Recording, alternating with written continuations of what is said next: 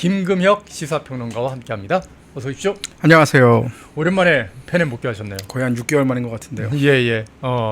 요즘은 어떻게 지내고 계십니까? 요즘은 또 정말 시청자분들께서 많은 사랑을 주셔가지고요. 예. 다양한 방송에서 여러 가지 우리 보수 우파가 나아가야 되는 길, 또한 북한 관련해서도 요즘 이슈가 많이 있지 않습니까? 뭐 최근에 김정은이 중국도 갔다 왔고요. 네네. 이런 부분에 대해서 최대한 객관적인 시선에서 진실을 전달하기 위해서 노력을 하고 있습니다. 예, 앞으로도 좀 금요일마다 나오셔가지고 좀 이렇게 좀 우리의 시야를 진짜 이재명의 거짓말 때문에 텔레비전 보기 싫고 신문 보기 싫어서 이렇게 좀 좁아져 버린 그 시야를 좀 넓혀주시길 좀 부탁을 좀 드리겠습니다. 알겠습니다. 자, 오늘 첫 번째로 저하고 좀 얘기를 좀 했으면 하는 주제를 가져오신 게 이 찰리 커크, 미국의 청년 정치인인데 이 찰리 커크의 피격 암살 사건이죠. 이 사건을 좀 들고 오셨어요. 저는 일단 백악관에서 이렇게 조기를 개항하라고 미국 전역에다 조기를 개항하라. 그리고 트럼프가 정말 내가 그 사람을 사랑한다라고까지 표현하는 거 이거 보면서 깜짝 놀랐거든요. 굉장히 이례적인 일인 것 같은데요. 그러니까 찰리 커크의 어떤 피살 사건이 있고 나서야 우리 국민들이 특히나 보수를 지지하는 국민들이 이제 막 물어보기 시작합니다. 찰리 커크가 누구냐? 누구길래 저렇게 트럼프 대통령이 조기까지 개항하라고 하냐? 이게 단지 뭐 어떤 백악관에만 조기를 개항한 게 아니라 전역에 미국 전역에 태극기가 아니죠. 성조기를 걸 수 있는 곳에는 다 조기를 개항하도록 만들었는데요. 제가 감히 이런 말씀을 드립니다. 우리가 보수주의를 만든 사람이 에드먼드 버크라면 그렇죠. 현대 미국의 보수주의의 부활을 만든 사람이 바로 찰리 커크다. 그 정도입니까? 네, 그렇습니다. 미국의 에드먼드 버크가 바로 찰리 커크라고 볼 수 있어요. 사실은. 왜냐하면 우리 모두가 알다시피 미국에서 보수주의가 지금의 어떤 주류 이데올로기로 자리 잡은 게 얼마 안 됐습니다. 그러니까 2010년대까지만 하더라도 우리나라와 상황이 굉장히 비슷했던 게 미국에서 컨저버티즘, 보수, 공화당을 지지한다라고 하면은 기본적인 틀에 박힌 인식 혹은 좌파들이 만들어 놓은 프레임이 있습니다. 대표적으로 50대, 60대 이상의 장년층이 지지하는 정당이 바로 공화당이다.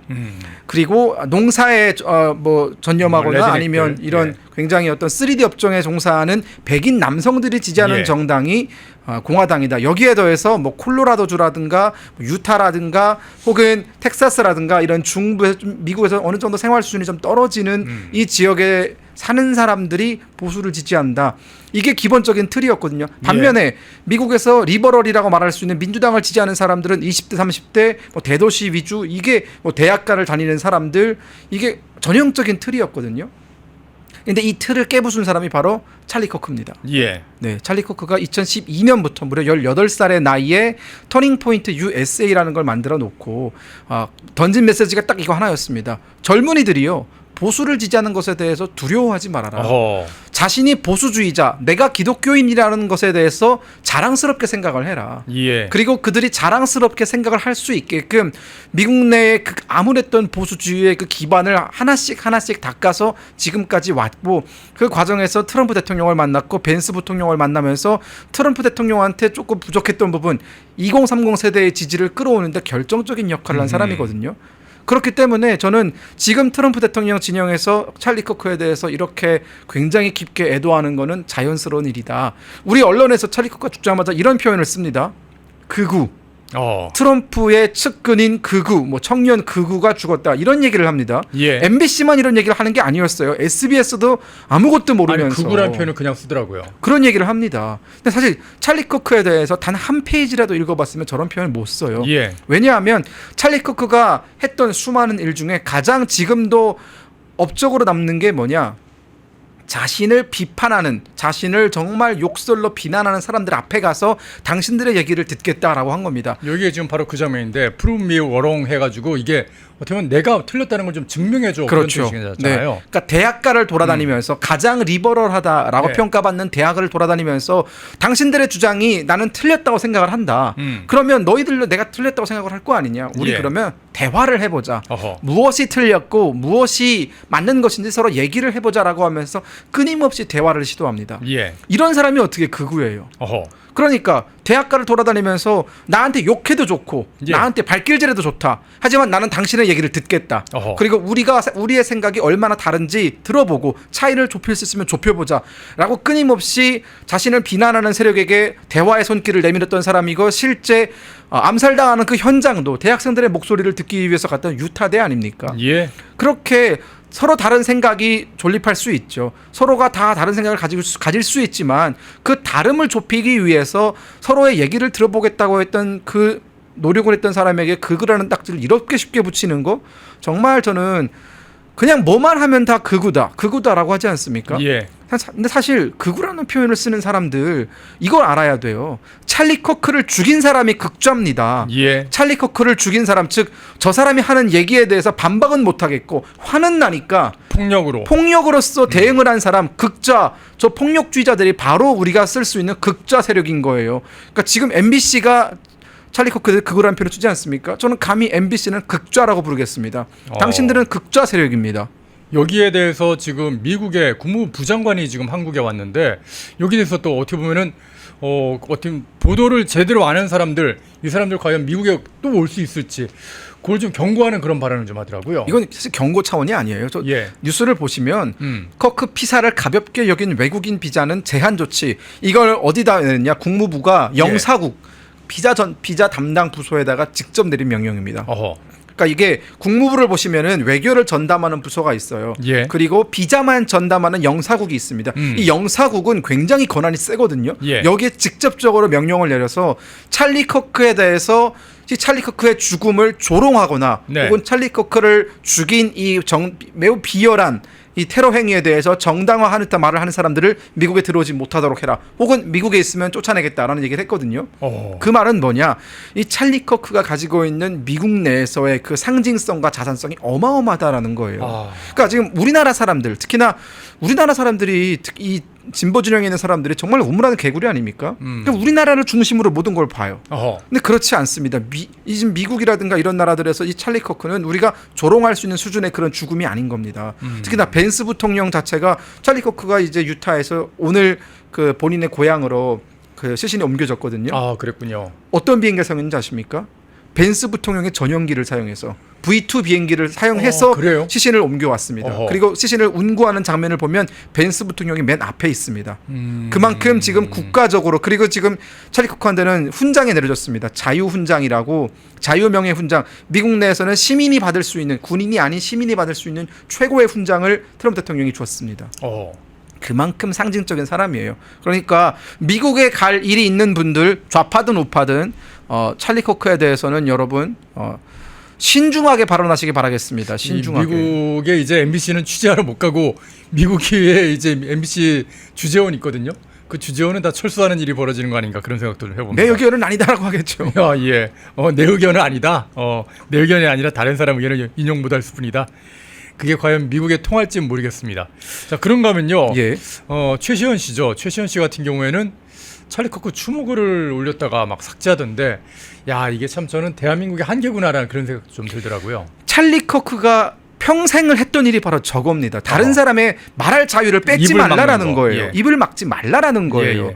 근데 최시현 씨가 굉장히 독실한 크리스천 아닙니까? 그러니까 지금 찰리 커크의 그 행보는 굉장히 기독교주의적인 행보였어요. 기독교에 입각해서 왜냐하면 미국이란 나라는 그 탄생 자체가 기독교에 기반을 하고 있는 나라 아닙니까? 그렇죠. 그러다 보니까 찰리 커크는 기독교의 사상에 입각해서 우리 미국의 근본으로 돌아가자라는 얘기를 많이 했었어요. 여기에 동의하는 크리스천들이 정말 많이 있습니다. 저도 크리스천으로서 찰리 커크 유튜브 구독자고 매번 영상을 찾아봤거든요. 그러니까 최시현 씨도 같은 크리스천이니까 공감 가는 부분이 있었겠죠. 그래서 뭐 그렇게 길게 쓴 것도 아니었어요. RIP, Rest in Peace 이거 그냥 쓴 겁니다. 근데 여기에 대해서 왜 극우를 지지하냐 이러면서 또 벌떼같이 네티즌 달려드니까 한 연예인을 떠나서 어떠한 개인의 입을 이렇게 막아버리는 겁니다. 이거 하지 말라고 찰리 커크가 평생을 바친 건데 우리나라는 아직 갈 길이 멀고 저는 오히려 그 추모글을 내린 것에 대해서 조금 실망을 했어요. 이럴 때일수록 기독교인들이 이럴 때일수록 정말 보수를 지향하는 사람들은 맞서 싸워야죠. 아니 지금 소년봉사님 구속돼가지고 들어갔는데 그렇죠. 지금 한국 교계에서 제대로 된 성명이 잘 안 나와요. 이게 얼마나 비겁한 모습입니까? 나중에 당신들이 얘기했는데 당신들 편을 갖다가 들어줄 사람이 아무도 없게 된다니까요. 오히려 소년봉사님 같은 그런 사람한테 감사해야죠.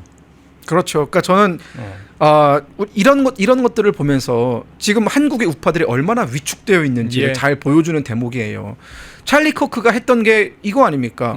보수를 지지하는 사람들이요 목소리를 내거라. 예. 그리고 좌파가 강요하는 다름 이건 틀린 거다. 그러니까 예를 들어서 동성애를 지지하지 않는 사람들이 있을 수 있잖아요. 예. 근데 우리나라에서는 그걸 말을 못 합니다. 왜 그렇습니까? 동성애에 대한 혐오냐, 차별이냐 이러면서 바로 뭐 혐오 프레임을 씌워 버리잖아요. 그러니까 그 프레임에서 놀기 싫어서 그냥 말을 안 해버리는 겁니다. 그런데 여러분 우리가 하고 싶은 말을 하나 둘씩 하지 못하면 어느샌가는 우리의 주장할 수 있는 공간은 사라지고 우리가 결코 동의할 수 없는 주장을 강요받을 수밖에 없습니다. 왜냐하면 우리는 우리 스스로 말할 수 있는 권리를 포기했기 때문이죠. 그렇기 때문에 틀린 건 틀린 거다, 아닌 건 아닌 거다라고 언제든지 당당히 말을 할 수 있어야 되고, 그러면 나의 말에 동의하지 않는 사람이 뭐라 하겠죠. 그것에 대해서 우리는 또 지지 않고 물러서지 않고 이렇게 공방이 오고 가야 우리가 얘기할 수 있는 공간이 늘어납니다. 저는 항상 목소리를 숨기지 말아라. 지금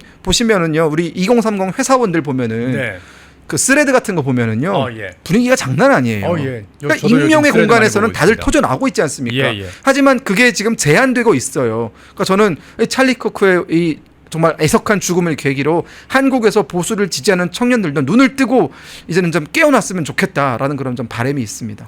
지금 김금혁 평론가께서 이렇게 말씀을 하는 이유가, 김금혁 평론가 여러분도 다 아시는 것처럼 북한에서 탈북을 해오신 분 아닙니까? 저는 북한 사회를 그렇다고 들었거든요. 내 생각을 밖으로 얘기하면 숙청당하는 그런 사회. 그래서 아무한테도 얘기를 못하고 그냥 속으로 꿍 하고 집에서조차도 제대로 얘기를 못하는 그런 사회라고 들었습니다. 네. 실제로 그런 사회가 얼마나 깝깝한지를 좀 경험을 좀 해보셨잖아요. 아, 그렇죠. 예. 평생을 어떻게 보면은 강요된 말만 할 수밖에 없고요. 어허. 외운 말, 뭐 하루 종일 학교에 가면 김일성이라든가 김정일이라든가 이런 사람들의 뭐 교시 그런 사람들 했던 말만 달달달 외우고 그게 맞는지 틀리는지 따져볼 수 있는 여유 같은 건 아예 없죠. 그러니까 그런 삶을 살던 저 같은 입장에서는 그런 삶이 얼마나 지옥 같은 삶이지 않은 겁니다. 그러니까 조금만 다르게 생각을 해도 바로 정치범 수용소로 끌려가죠. 근데 그 다르다고 이게 틀린 거라는 거를, 아니 김일성 대학까지 다 나오셨으니까 북한에서 완전 엘리트신데 언제 그러면 그걸 좀 깨닫고 이건 좀 이상한데라는 걸 깨닫게 되신 거예요? 그러니까 유학을 가서 유학을 가서 뭔가 북한에서 가르치는 내용과 다른 내용들을 접했을 때 비교를 하게 되잖아요. 예. 그러면 그때부터 기준이 생기는 겁니다.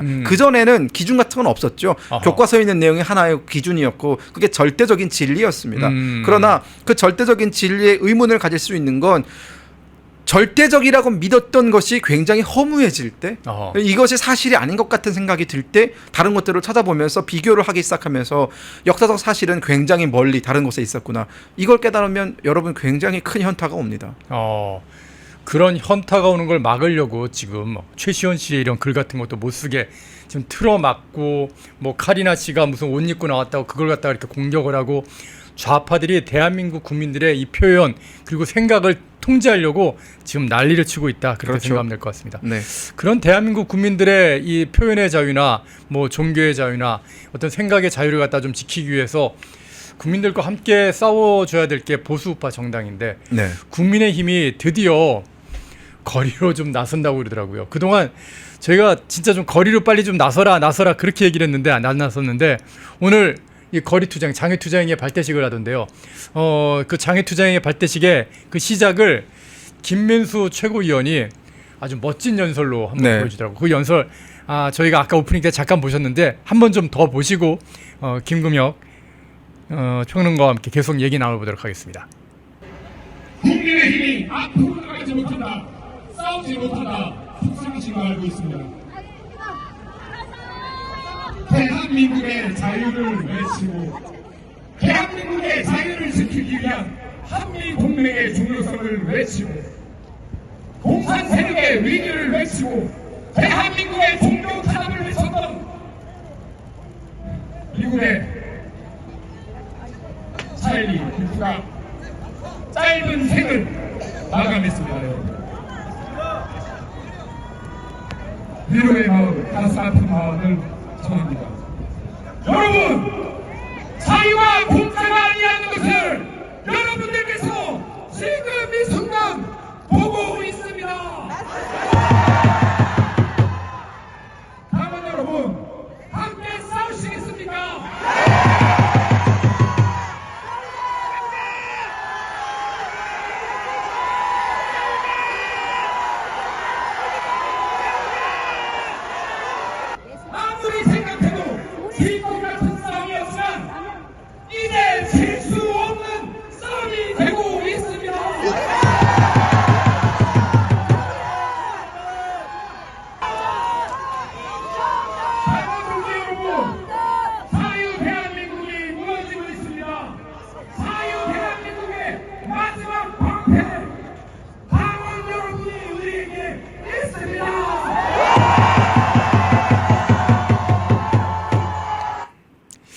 야, 거리에서 저렇게 연설하는 김민수 최고위원의 저 진짜 사자후.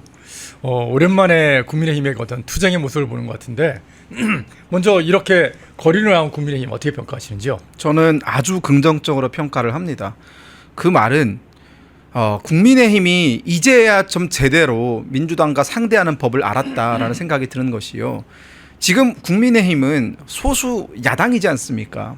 그런데 소수 야당인데 여당일 때의 그 버릇을 버리지 못하고 여전히 고고하게 뭔가 도도하게 엘리트스럽게 국회 안에서 뭐 법사위 안에서 소위 안에서 이렇게 뭔가를 하려고 했어요.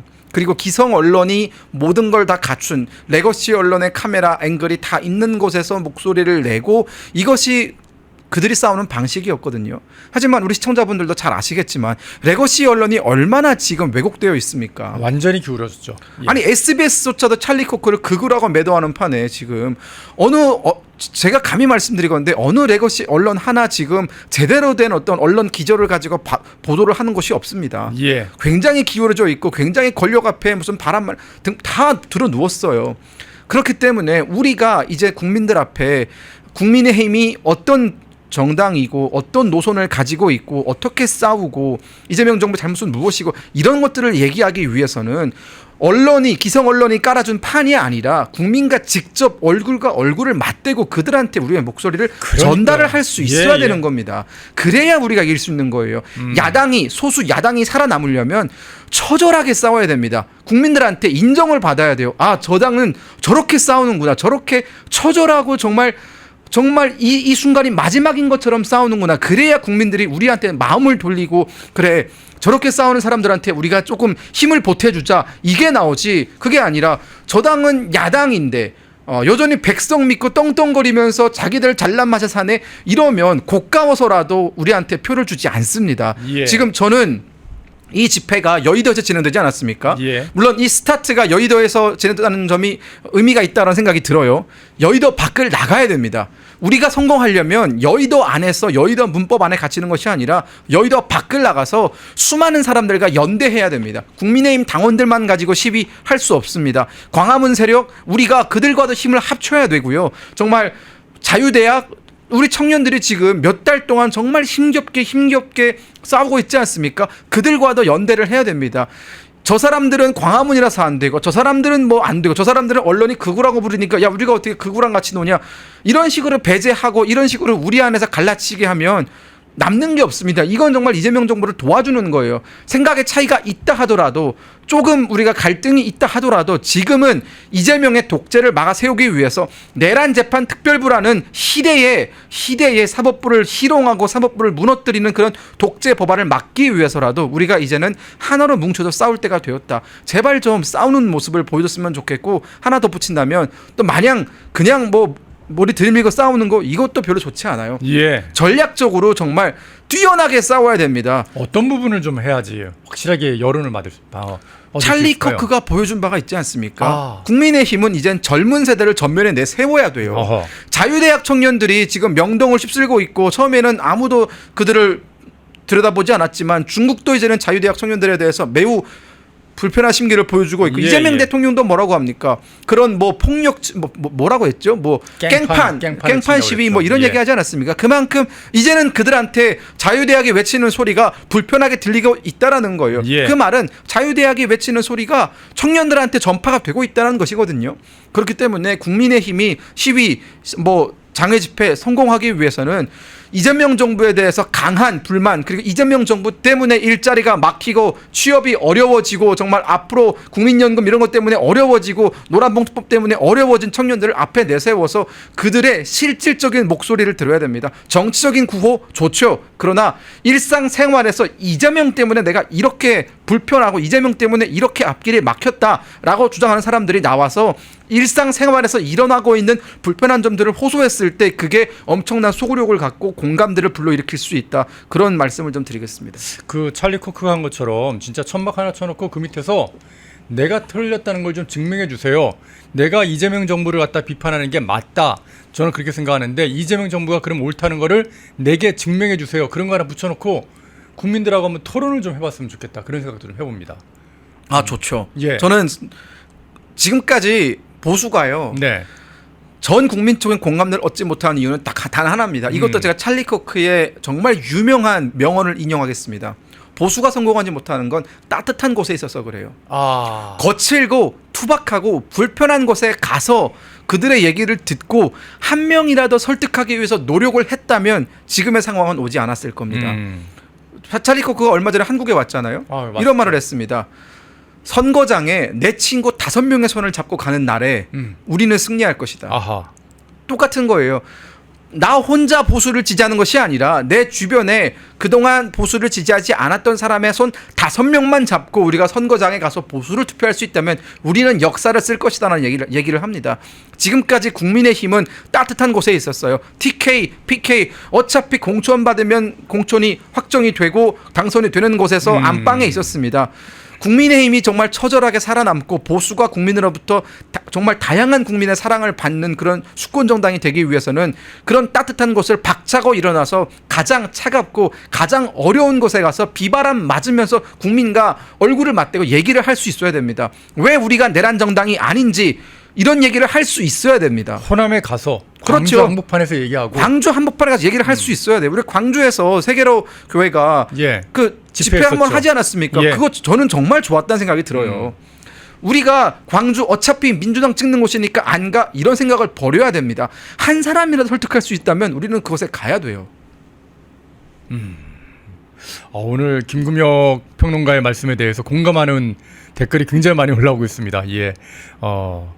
그렇죠. 그 찰리 커크는 끊임없이 어떻게 보면 폭력적인 방법이 아니라 당신이 얘기할 기회도 내가 허용을 한다. 그게 바로 민주주의라는 걸 얘기를 하면서 얘기를 다 듣거든요. 그리고 그걸 반박을 해서 결국 그 사람이 더 이상 대답할 게 없어서 뭐 화를 내면서 떠나거나 아니면 인정을 하고 가든가 그렇게 만들어내면서 점점 보수를 젊은 층을 갖다 결집을 시켰던 거거든요. 그렇게 한번 좀 마음을 얻는 지혜를 한번 모았으면 하는 생각을 해봅니다. 우리 청년들이요 굉장히 똑똑합니다. 사실 여러분. 우리 젊은 세대, 저만 해도 이제 50대이기 때문에 나이가 좀 있는데 더 위에 분들은 뭐 더 고생을 많이 하신 그런 세대고 당장의 오늘의 삶을 위해서 최선을 다하는 그런 분들이지만은 저희처럼 이 40, 50대는 뭐 나는 누릴 거 다 누리고 이런 2030을 무시하는 그런 세대 분들이 많거든요. 그런데 2030 절대로 무시할 수 없는 게 이분들이 요즘 이 아시아권에서 진짜 혁명을 일으키고 있는데요. 저희 펜마이크가 제가 좀 쉬는 동안에 이제 기사를 좀 썼는데 네팔과 인도네시아 이쪽에서 지금 혁명들이 일어나는데 그 혁명의 주체가 지금 다 청년들이지 않습니까? 네네.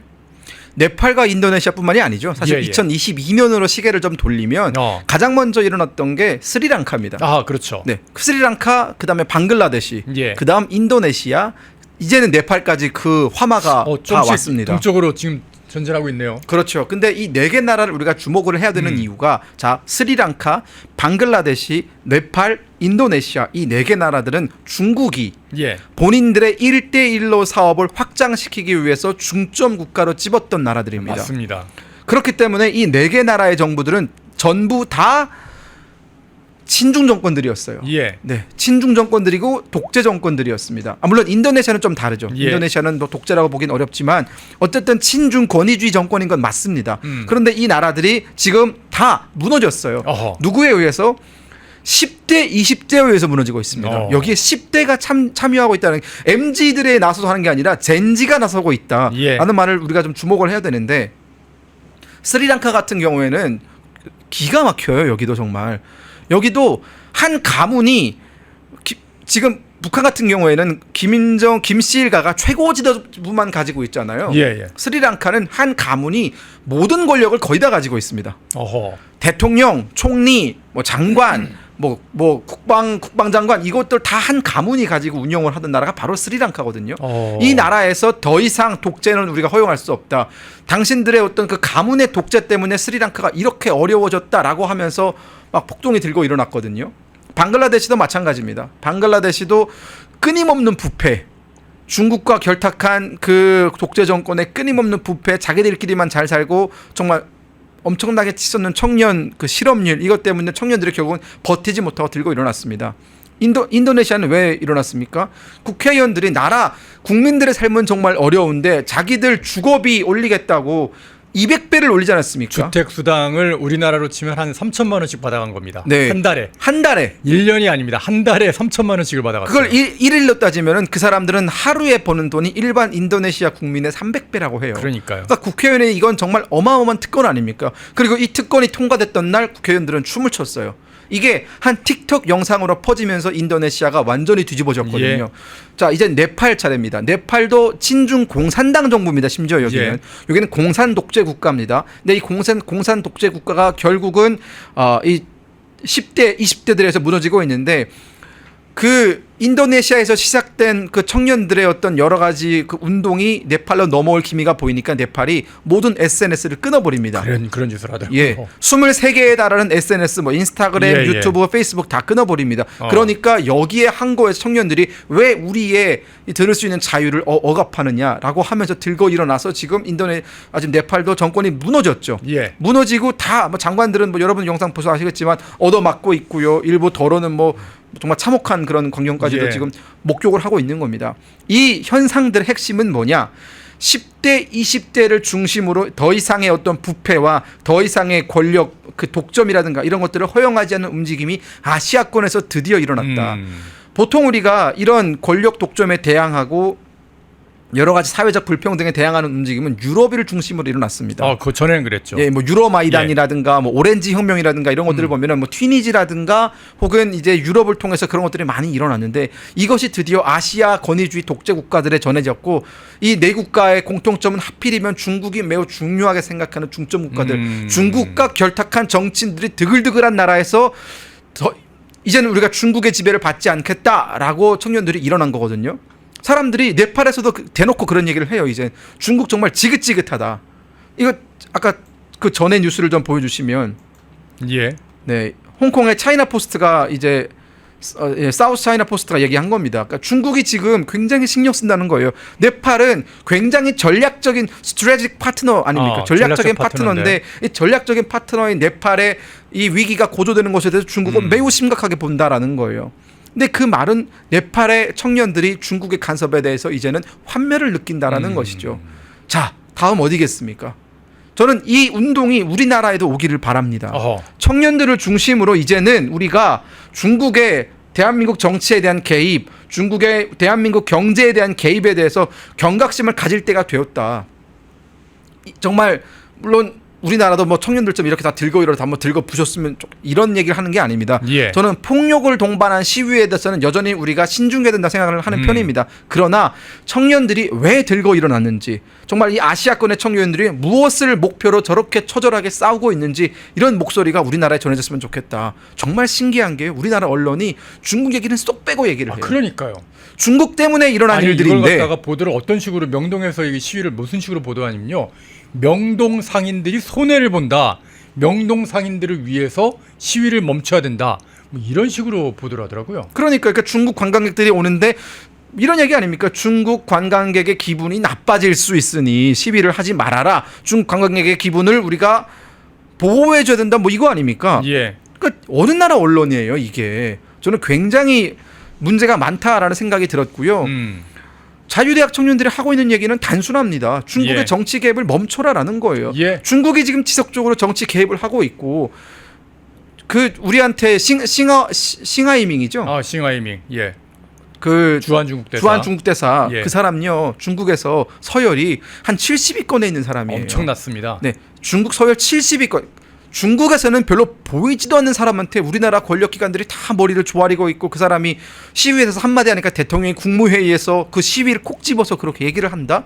이거는 정말 잘못된 거죠. 저는 그렇기 때문에 우리 청년들 기죽지 마시라라는 얘기를 하고 싶고요. 예. 더 많은 청년들이 이번 기회를 통해서 중국이 어떤 식으로 자신들의 자기들이 독점하려고 하는 나라에 정치적으로, 문화적으로, 경제적으로 침투해 왔는지 여기에 대항하는 아시아 국가들의 반발 움직임이 어떻게 일어나고 있는지 정말 관심을 갖고 지켜봤으면 좋겠다라는 말씀을 좀 드리겠습니다. 이 중화민국, 그러니까 어떻게 보면 중화민국이 아니죠. 이 중공의 이 오송홍기를 갖다가 찢어발기는 그런 행위를 놓고서 경찰에서 무슨 뭐 처벌을 하겠다 그런 얘기를 하는데 외국의 국기를 찢었다고 해서 처벌할 수 있는 법은 대한민국에 존재하지 않습니다.